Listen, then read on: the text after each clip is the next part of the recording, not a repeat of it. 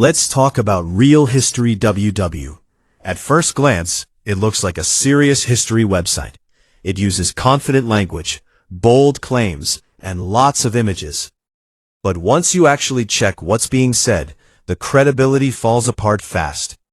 This isn't about disagreeing with interpretations, it's about basic facts, consistency, and honesty.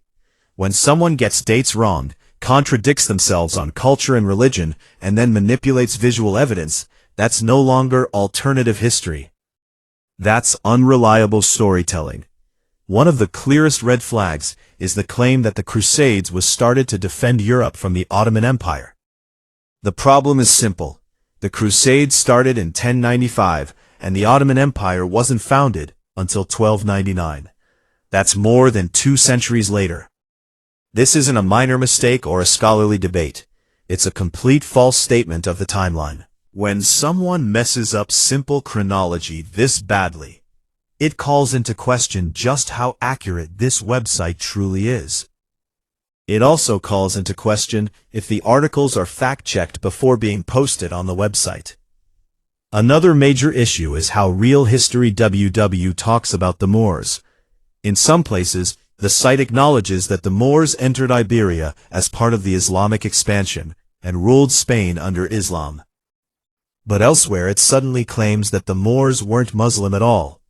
As a matter of fact, it presents the idea of Moors being Muslim as a supposed albino lie.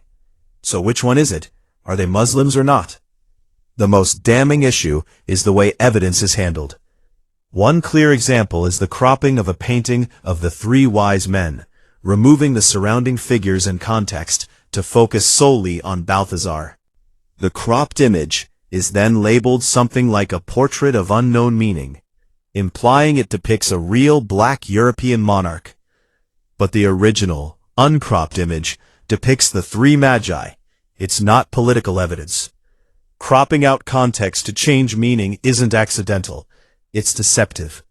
When someone alters evidence instead of letting it speak for itself, it raises serious questions about intent. When you put all of this together, a clear pattern emerges.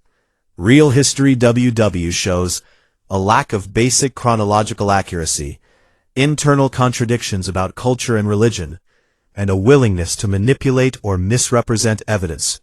That combination tells us everything we need to know. This isn't careful historical revision or bold news scholarship.